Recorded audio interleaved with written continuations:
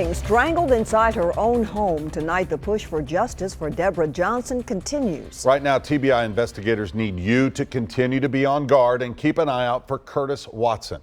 News Channel 5's Kyle Oran is here with a timeline of the escape and the blue alert. And Kyle, Curtis could be pretty much anywhere.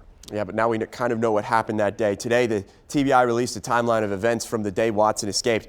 At 8:10, Debra Johnson was known to be alive because she made a phone call, and at 8:30, Watson was seen at Johnson's home on a facility golf cart at the West Tennessee State Penitentiary. And between 9 and 10 that same morning, Watson took a tractor and vest and drove away from that facility. Then at 11 o'clock, officials realized Watson was missing. 30 minutes later, that's when Johnson's body was discovered in her home because she didn't report for work. 1:30, authorities find the tractor and Watson's ID card about 2.1 miles away. Then at 3 o'clock, that's when all of your phones went off, when that blue alert was issued and Watson was added to the state's most wanted list. You know, we really want to keep our focus right now on finding this individual. See this man? Don't try to stop him.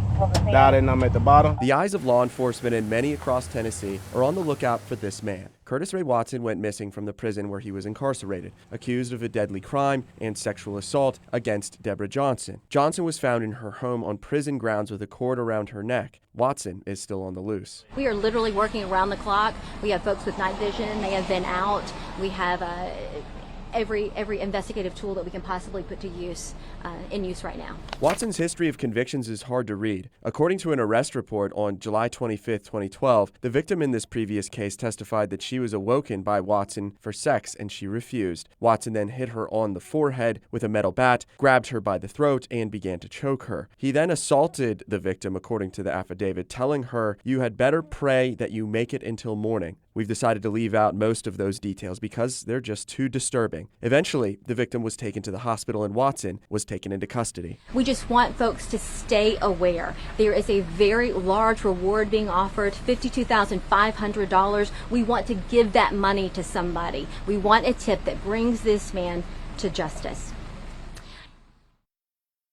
So far, the TBI has received 250 tips in the case, 250 tips that have so far led nowhere. Vicki.